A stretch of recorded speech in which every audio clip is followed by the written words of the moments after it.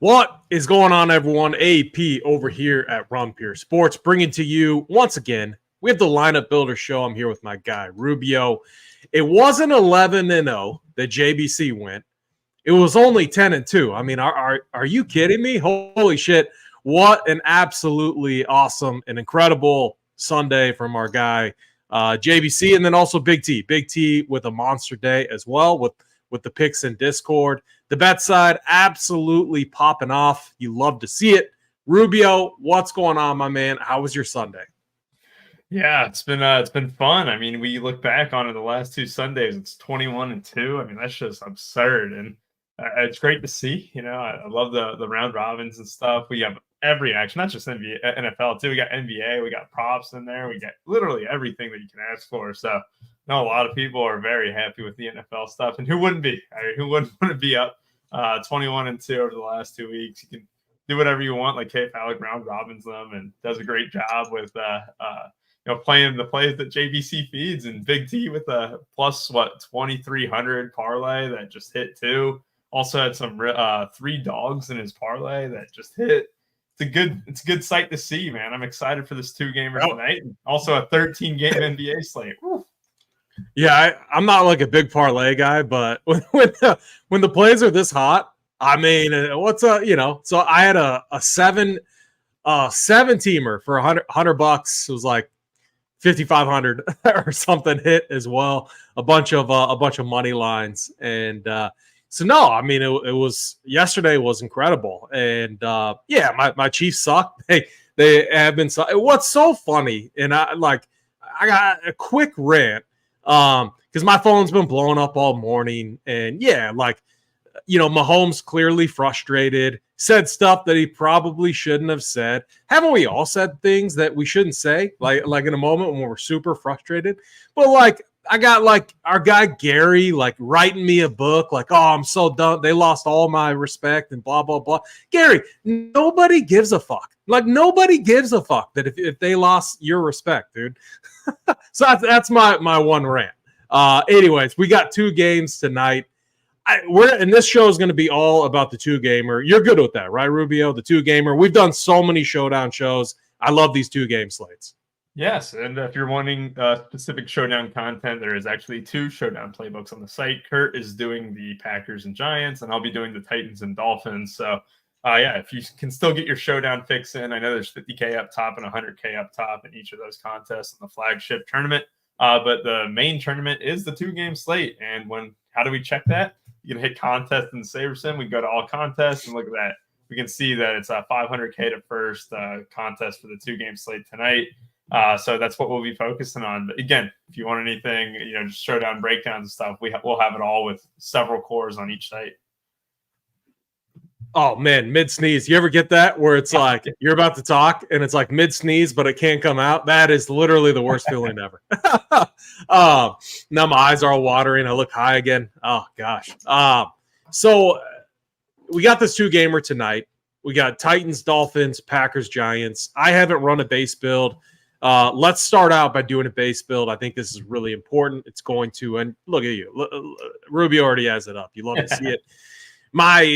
Just looking at this, we have a 37 total in one game and a 47 total in the other game. And we got the Dolphins, who have been incredible offensively.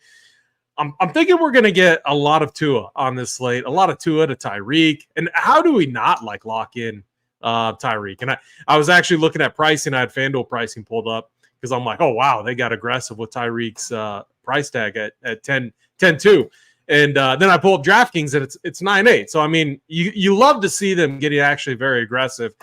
I mean, maybe it makes things different, but these are tough fades, man. With what Tyreek Hill is doing, it almost seems like a free square. So, Rubio, what's the base build showing us for the slate?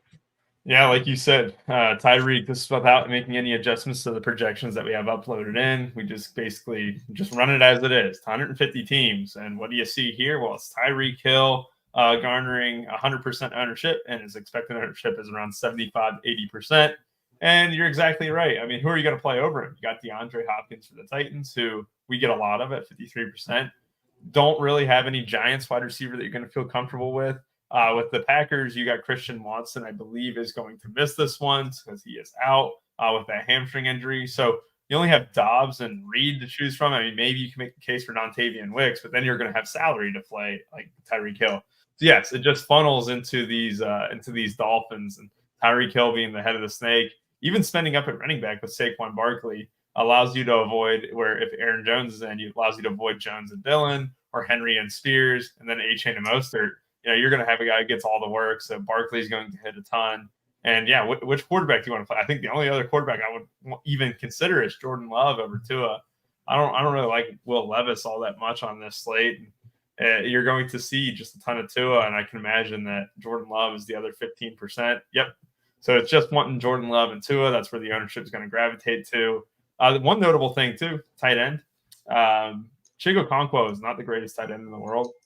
Let's go ahead and see basically where our tight end position breaks down. And it's just a lot of Okonkwo and Tucker Kraft, which it's intriguing. I don't hate that at all. And it is kind of interesting to see where the slate's moving to. It's a lot of A.J. Dillon. It's really gravitating to just certain players right now, which makes sense on a 2-game slate. So do one thing for me, because like where my mind goes is maybe this slate is just that easy and, we don't overthink it, click the buttons and move on. Maybe that's what this slate is, but can you highlight Tyreek Hill? And I want to see what's our highest negative leverage play. Like who are we in these Tyreek builds? What is the spyglass or whatever? So it brings them up and then reverse sort it by leverage, I think. Have you ever done that? Just Tyreek? Yeah, like I want to see in these Tyreek builds. Oh, we there we go. So Tyreek's locked, by the way, for what it's worth. Okay, perfect. He's 100% team. So yeah. So I'm just So we're obviously under on slight. Like I'm trying to figure out who are we under on. We are under on Aaron Jones, Jalen Waddle, Raheem Mostert, Derrick Henry, Jordan Love, and Slayton were the six biggest. Okay, nice. I mean, what's your take on that? I mean, it feels like Tyreek Hill in the nut spot, absolute nut spot. We said it the last main slate that he was on. Like I'm like, this guy's gonna have 150 yards and a touchdown by halftime. I feel like that's probably the case again, and it's like a free square, right? I mean, you can't really fade him. I mean, what are you banking on, Rubio, to fade like Tyreek Hill in this spot? Like an injury, basically, or it's jamming in 100% of the teams. So I mean, it is definitely something that you got to do. And someone just put into the chat, Jones not expected to play. Jones will be out. I just see that now on Underdog NFL too. So you're going to see Aaron Jones miss out. So we can go ahead and uncheck him. But yeah, like I see where you're coming from. It's impossible to fade Tyreek Hill in this slate. I just don't see why you'd want to do it. You'd be banking on an injury because it's a pass funnel. It's Tyreek Hill who just continually gets 60-yard touchdowns every week and always offers a high floor. I mean, yeah, I don't see a path to really fading him. We're going to have plenty of salary. You're not going to have any issue getting Hill with, Saquon Barkley either, because clearly that's the case. I think 142 out of 150 teams have Tyreek Hill and Saquon Barkley, and it doesn't look like you're just struggling to spend up anywhere. I mean, yeah, it just seems like you'd be overthinking it in that case. So on slates like this, where we have kind of these, I mean, I don't know. Usually when we think about a free square, I always think of NBA and I think of like a backup center that's starting who's 3K, who's going to get, full run. You in NBA, you lock it in and you move on. You're going to be happy with that decision like way more often than not. I'm always a little bit more hesitant, to throw out the free square term in NFL because there's more variants, but this feels like one. Now, maybe it's in this situation, we get under on a guy like Derrick Henry. It should be a negative script to him. And again, we have to have the other running backs though, to play over him.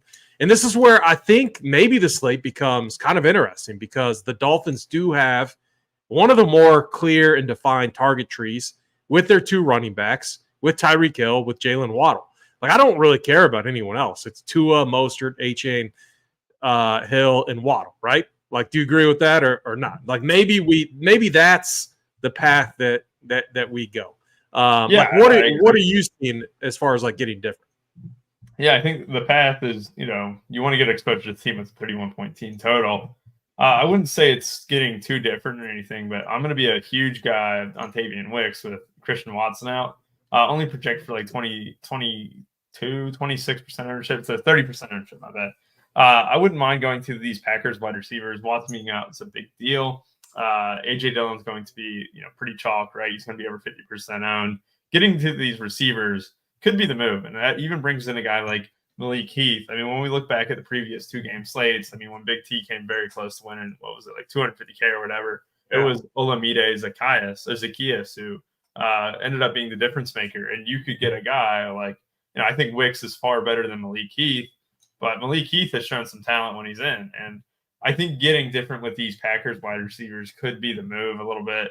I think even at tight end, Chigo Okonkwo's projection at 8 is beatable. I mean, it is beatable in the sense that Durham Smythe can catch a touchdown and beat that score. Daniel Bellinger, God forbid. You're able to get different at the tight end spot. I mean, that was also a slate where Tanner Hudson was the top scoring tight end or something like that. And over like guys like Cade Otton, who Cade Otton last time we had a 2-game Monday night slate was the chalk.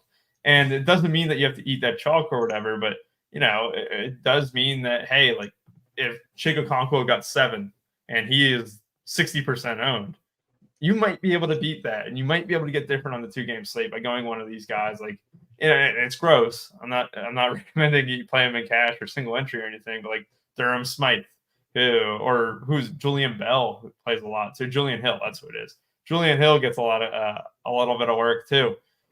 Just something to consider, food for thought. You're also getting a lot of leverage off those Miami wide receivers. And I think that's the kind of way to approach it. You don't have to be drastic in your changes, but you make a couple pivots off the field, a couple leverage plays, and then you're going to be golden. Yeah, very good. Let's start a bias build, and let's do the same.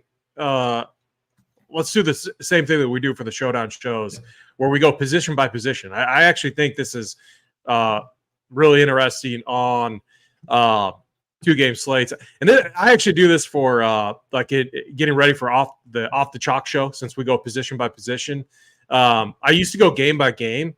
What do you find like on main slates? I'm just kind of curious. Like, do you go position by position, game by game, or how do you typically tackle showdown slates? Team. I go team by team. Team by team.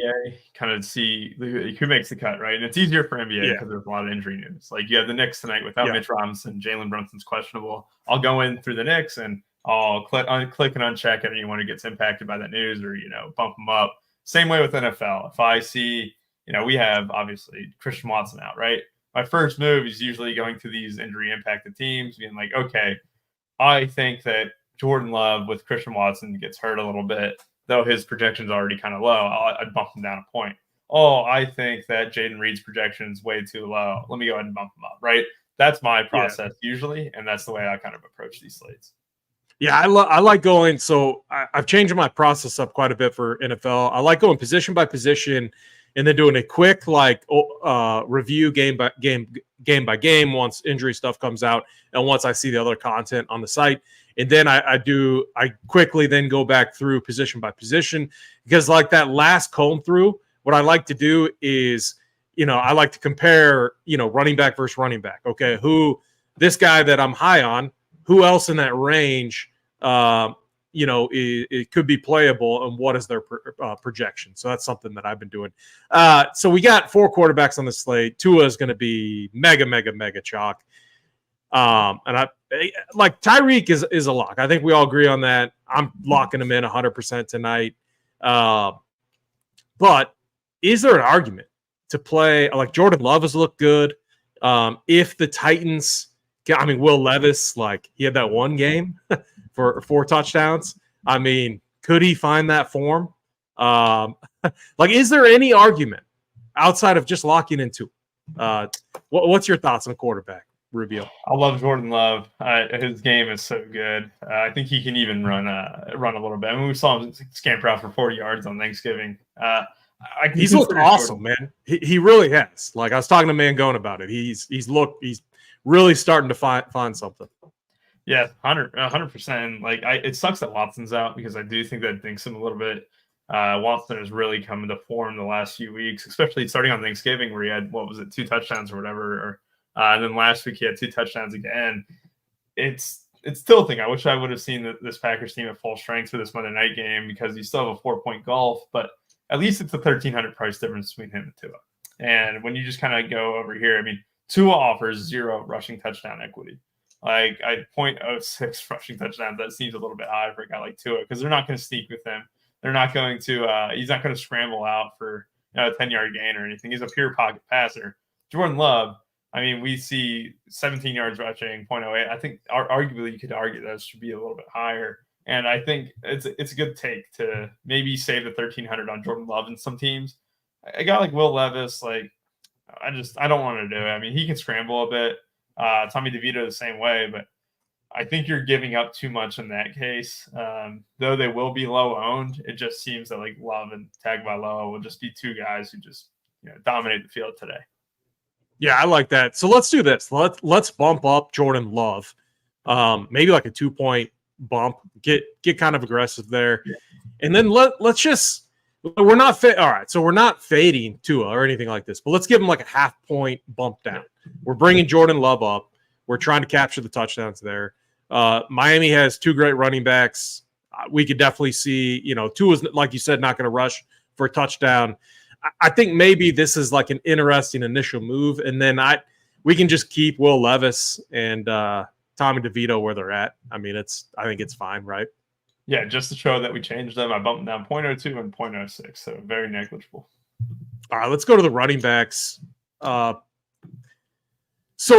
the take that I had on this slate was maybe being slightly under on Derrick Henry with a negative game script, over on Barkley, over on maybe both Dolphins running backs.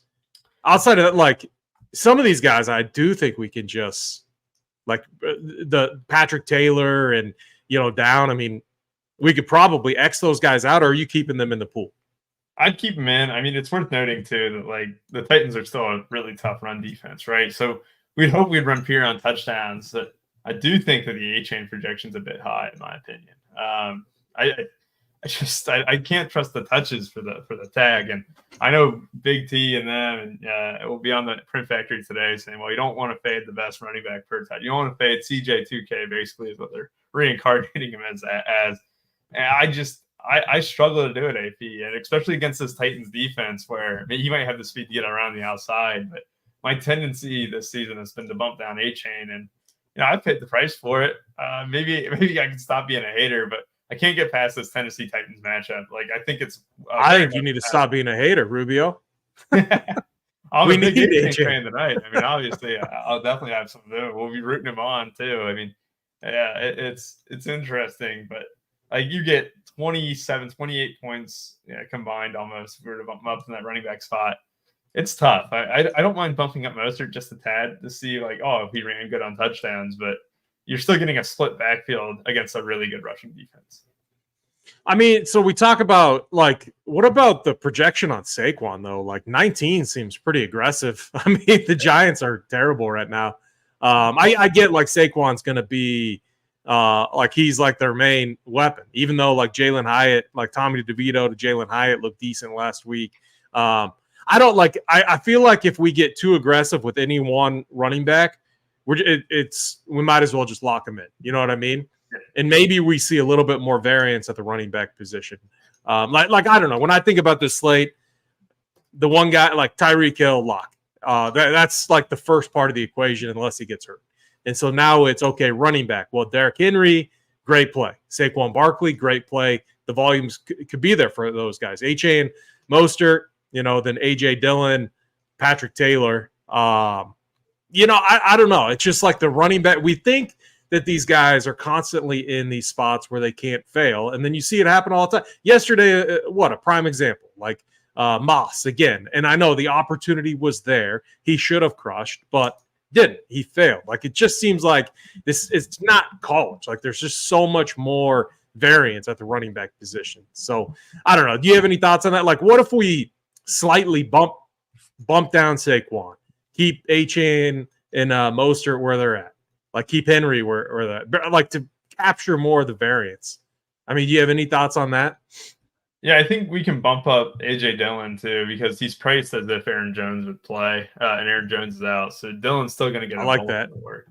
I mean, I don't like AJ Dillon, but it's a great spot for him, and his price tag's exactly. nice. And he's only 5,300, and I think you're going to see a huge pairing between Barkley and Dillon. And yeah, I mean, this Packers rushing defense is like buns, right? I think the biggest thing with Saquon too is that his involvement in the passing game is pretty significant with Tommy DeVito there. I mean, he had 4 catches the previous week, or week 11. Only 1 catch last week when they were just winning, or a low scoring win, or not last game because they had a bye week last week. I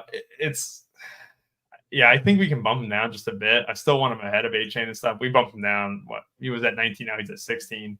Let's bump him down to like just 15.75 just to be more safe. And then I think anyone else here, I mean, what do you want to do with Derrick Henry? It is December. I know. I mean, you got to think that the Titans, like their game plan coming in is probably try to slow this game down, right? Yeah. Feed Henry early. The problem's going to be is this game is likely going to get out of control, and it's going to go away from a Henry script. So you would want him to crush early, and he's been okay. I mean, he's had a few good plays, a lot of tough runs too. Like he had almost 100 yards in the first half against Indy last week, and then literally did nothing in the second half. So I mean, outside of like a 1-yard touchdown run, I believe, if my memory serves me correct, the NBA overlap. I mean, it's we try our best to remember all these things. So I'm indifferent. I think leaving him kind of where he's at, I have no problem with that.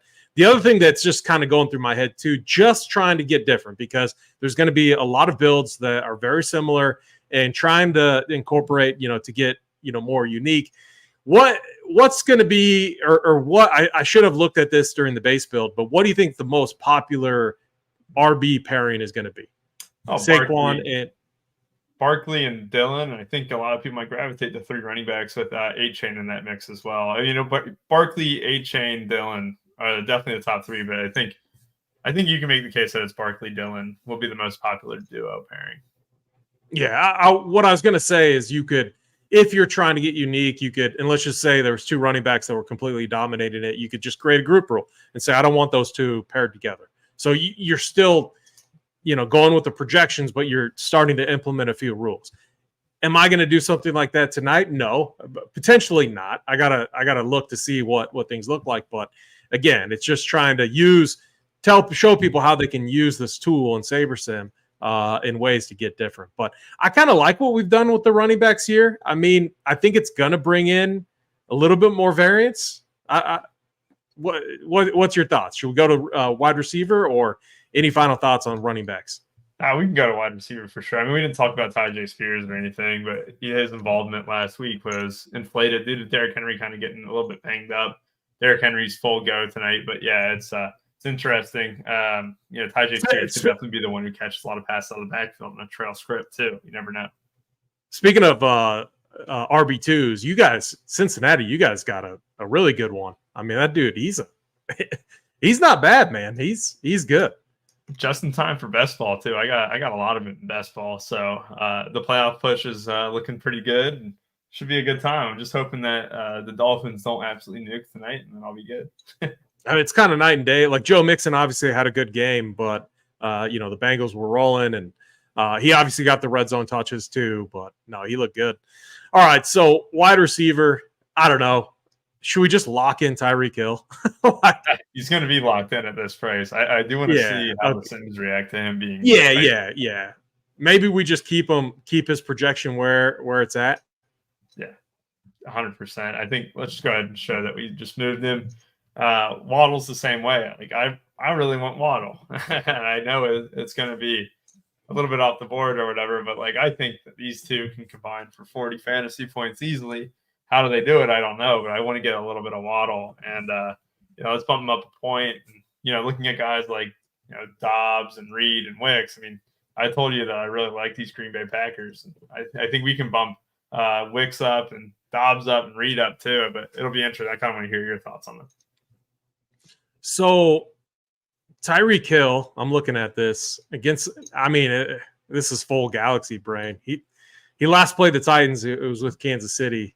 They've actually played him pretty good. So, like, all right, we got to talk through this stuff. It's why we do these shows.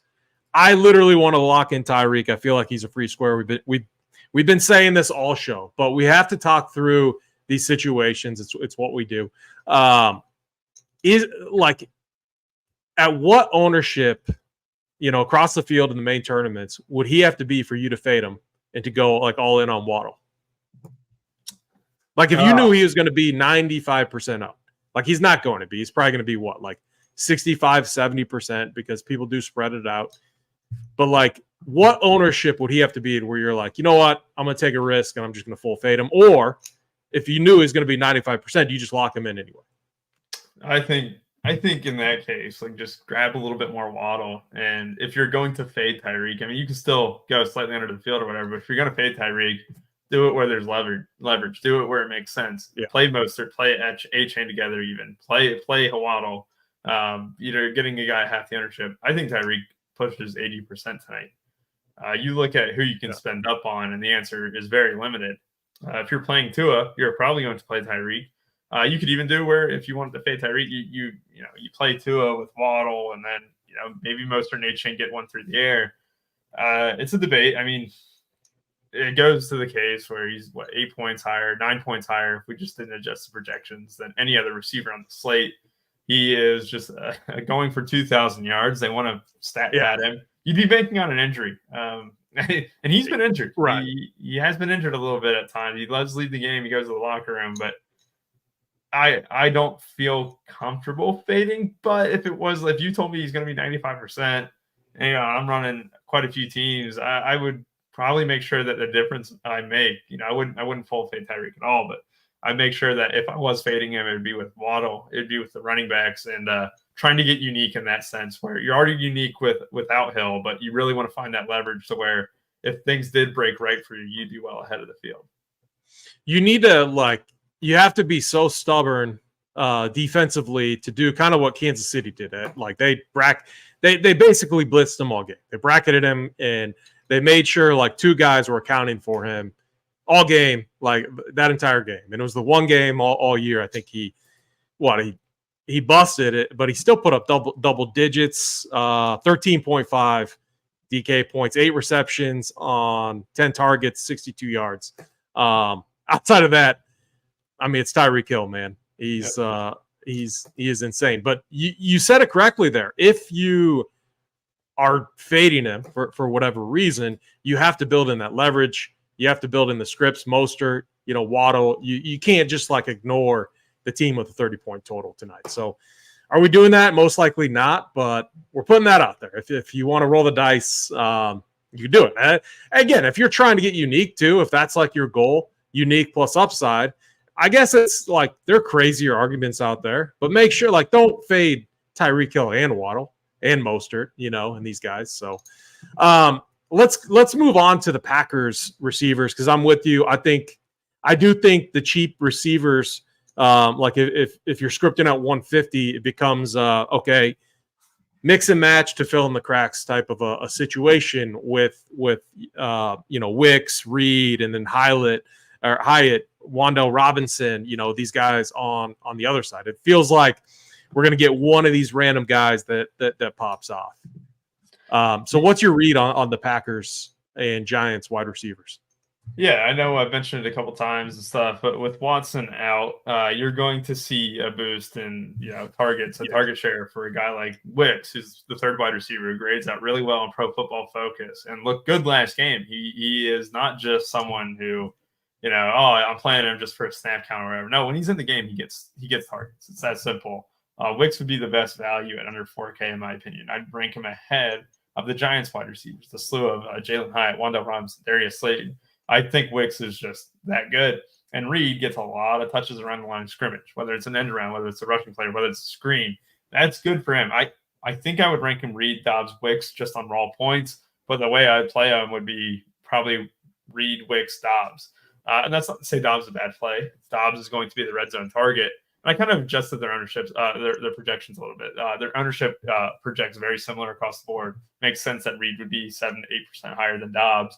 Dobbs is your red zone guy. I don't think his floor is as good as Reed or Wicks, but you're going to get more touchdown equity with Dobbs, and Wicks is more of your salary saver, while Reed, I mean, he's just been a stud this past few weeks. So I think the changes I made, AP, I just kind of bumped them up a little bit. I made sure Reed got ahead of Dobbs, and I made sure I bumped Wicks ahead of these Giants guys. So what? My last question, DeAndre Hopkins. I mean, if you can you click on him real quick? I just want to see how he correlates with King Henry, because like feels like those two shouldn't correlate. Shouldn't so? And if we're under on Henry, maybe slightly over on Hopkins, or are you just screw the Titans and move on? And when we saw the Titans get dominated by the Jaguars 34-14 recently, right? That game, DeAndre Hopkins caught a late touchdown, but it's easy to think, it might have been a divisional match or whatever, but this Jaguars defense has proven to not be that good, and this Titans team could barely do anything. It's a little bit concerning to me. Not going to lie. I just think that leaving him at 13.75 is high enough to where I'll hit, but I'd rather be underweight on him, honestly. I like it. Let's go to tight end. Perfect. Anything else real quick? Do you want to brush over any of these cheap guys that you might have any interest in, or do you have a take on the Giants wide receivers? Like how I'm probably leaving them alone, and I'm with you. I want to see what once we run the Sims too, I want to see what the cheapies look like, because it's not like if we get too aggressive with any one of them, we're just going to get loaded up on any one of those guys. And I really want to limit my ownership and allocation to any one of the cheapies. I want to kind of spread it out. And that's where it becomes kind of a mix and match game, And I think that's a fine way to approach it. Yeah. Samori Toure, my boy, I don't think he'll see the field, but one of the few Nebraska players that's in the league. Yeah. No, I just wanted to make sure. I just wanted to bump him down too, because I think you're going to see a little bit of a unique situation where Nick Westbrook-Ikine is only 3K, right? Could take one catch. Lee Keith, I really like him, 3.2K, fourth wide receiver for the Packers. Yep. Really like him. Darius Slayton, big playability, 3.3. So I didn't just want to just discount them. I think that we got to consider them a bit. And Jalen Hyatt's going to be the one who pops the most at 3,400, honestly, like below 3.5. So yeah, just want to make sure that, we talk about them just real quick, and we can go ahead and move on to tight end. Yeah, I like that quite a bit. Now, tight end, first thing that comes to mind too is, are we playing any tight end in the flex? I mean, it's not that strong of a tight end slate tonight. Like Durham Smythe has been horrendous. What's your take on the tight ends tonight? So, if you are a fan of one of these teams and you're in our Discord and you're seeing some buzz that, hey, maybe Julian Hill is going to get more snaps for the Dolphins tonight, they really love what he's showing, put that in there. I think it's important tonight that it can be a good form of leverage off a guy like Smythe, or a good form of pivot off of really chalk options like Chego Okonkwo and Tucker Kraft. The biggest thing with Julian Hill, like plays like that, is you need a tight end position to overwhelm or underwhelm as a whole. And I think that's very possible with Okonkwo and Kraft. Like, you could easily see the tight end position not have a double-digit score tonight, and maybe saving the 500 in salary could be the move that, like, all of a sudden got you a different build than anyone else. I think I'm just over-exaggerating there. I mean, a lot of people are going to gravitate to Chego Okonkwo and Tucker Kraft. Daniel Bellinger will play a ton of snaps here for the Giants, but, I mean, who's throwing him the ball? It's Tommy DeVito. It's gross. But you're going to be right in the sense that even if you're trying to sell on Chego Okonkwo and Tucker Kraft, they're still going to be 3-4 points higher than even the next tight ends. And let's see if we got Julian Hill up to 4, and let's see what it does in the Sims later on. They just hate their tight ends too. Like, I like that move. I think it's interesting, but you're talking 33% of snaps last week, 2 targets, two receptions on 2 targets, but man, the Dolphins just hate their tight ends. They, I mean, you're talking like two targets on average, like to the tight ends per game. It seems like, and I could be wrong, but I mean, it just seems like they absolutely hate their tight ends. I don't know. I mean, but you make a good point. Like Chig Chig Okonkwo has to be the chalk. The targets are there, 5 and 6 targets last 2 weeks.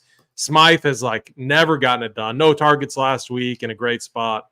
Three targets has been kind of his cap throughout the season. So we can't just fade him because he, he's a min price player. Like we don't want to just completely fade him.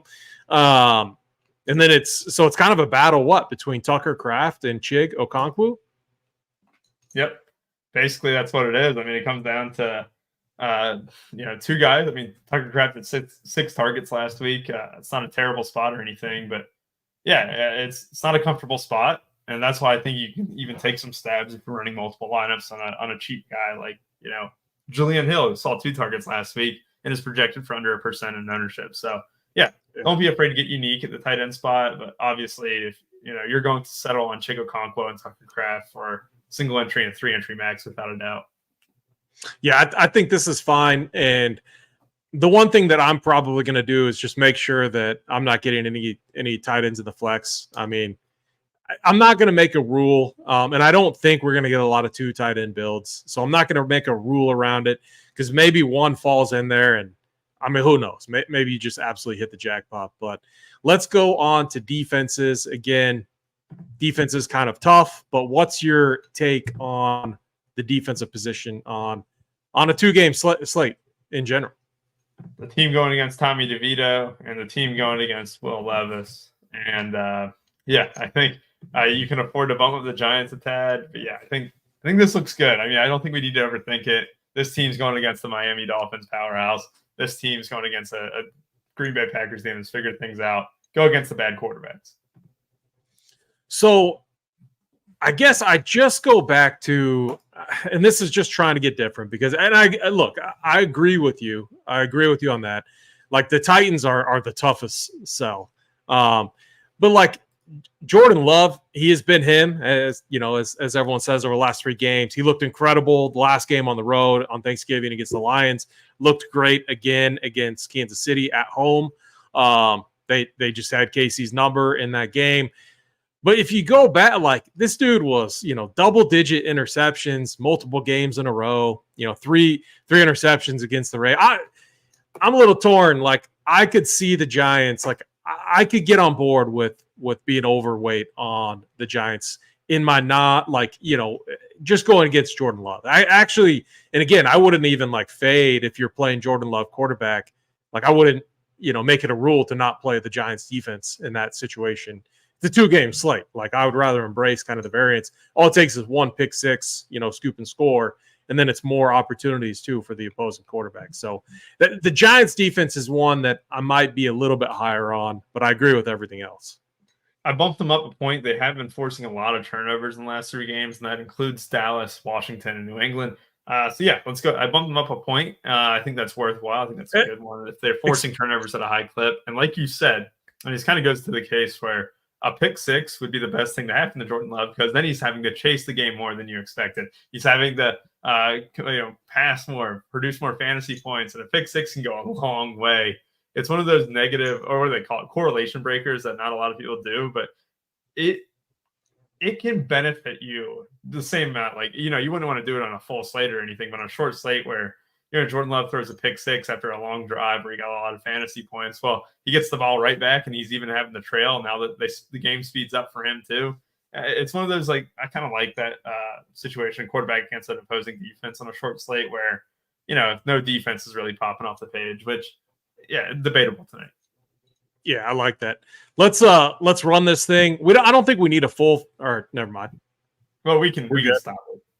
Oh yeah, that's right. I liked how you brought down the correlation slider too. I think on these slates, I would rather lean a little bit more on projections because if you crank that correlation slider up, you probably aren't going to get any defenses against opposing quarterbacks, and that's not something that I necessarily want to eliminate on a slate like this one. Any other just like kind of macro strategies that you implement on 2-game slates? Nothing really. I mean, I do like 3-man stacks with my quarterback on 2-game slates, and it's not for tonight because Jalen Waddle and Tyreek Hill are just 2 target monsters. But you can make the case that like Mostert A-chain with Tua, right? Or in Jordan Love's case, you get A.J. Dillon with Wicks and Reed. I don't think that's bad at all. I wouldn't want to rule out 3-man stacks with your quarterback at all tonight. I think that could be, probably the winning move. We're almost already at like 5,000 builds AP. It's crazy how fast the classic sims go. Oh, the classic sim. Okay. I'm used to our showdown sims are a little slower, right? Yeah. Very. I think it just said, here you go. Here's your order, man. It's like fast food restaurant there. We just got in and out with 5,000 lineups. It's finalizing them now. And I'll go ahead and run the contest sims, and then we can probably get out of here in a second. Yeah, perfect. Oh, Jimmy, good morning to you, sir. Love to see Pia. We do the show early, and I don't know why we do it early on Mondays.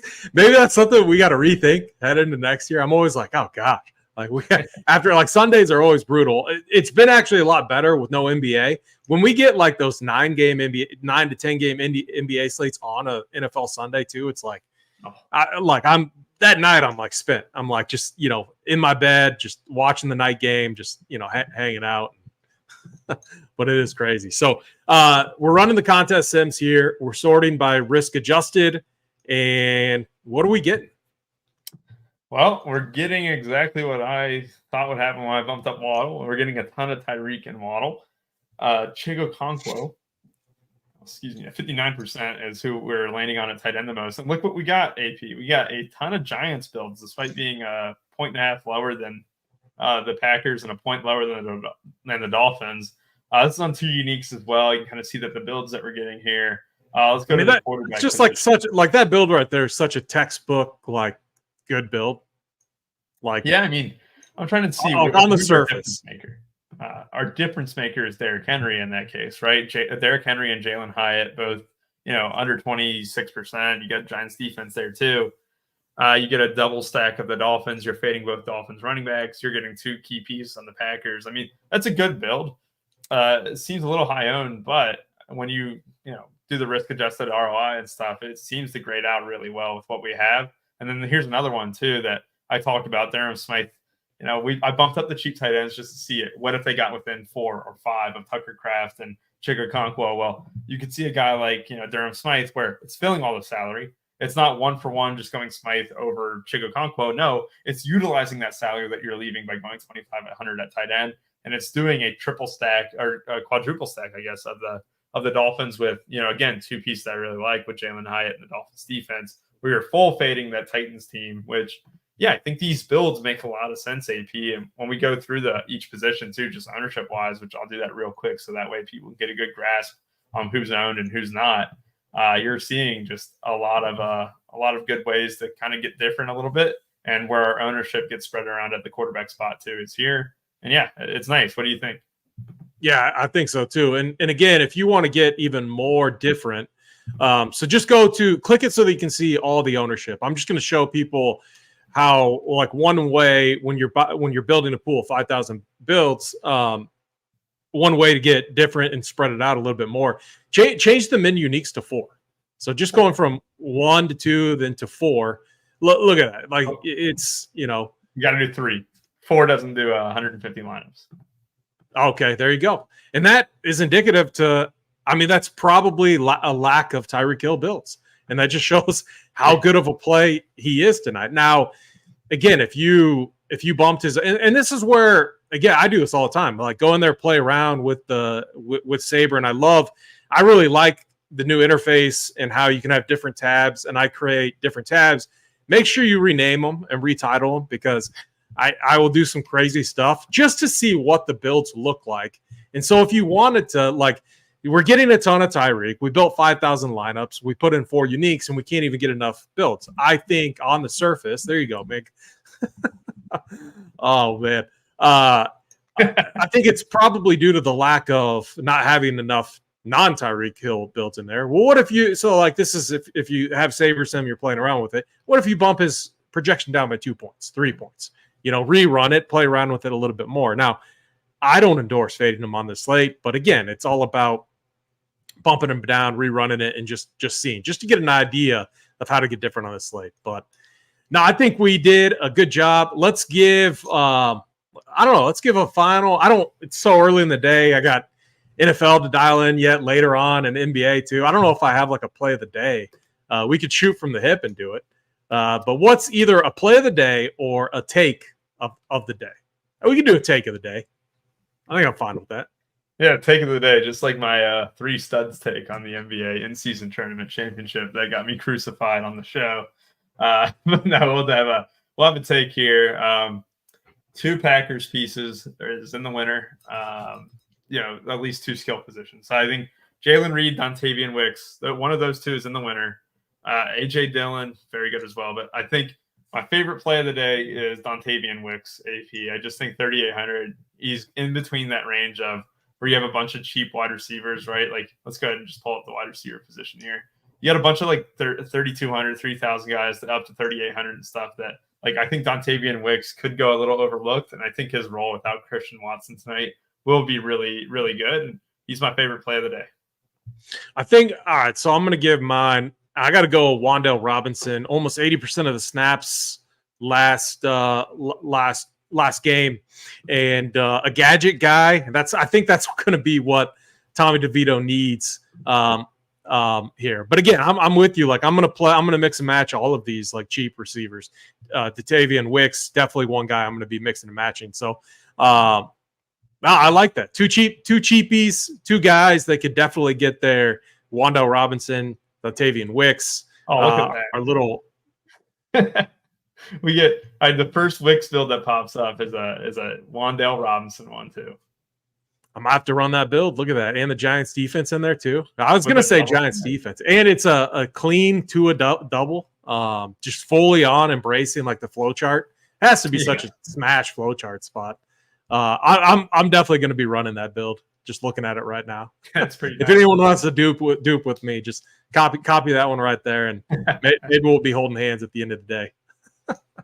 Love it. All right, Rubio. We have an aggressive agenda today, like we always do on Mondays. We have the NBA hardwood coming up later today. I'll be back on that with, I believe, Mangone and Draft Cheat, and then after that we have the Up to Lock, and then Print Factory with Big T, JSU, and the Prez.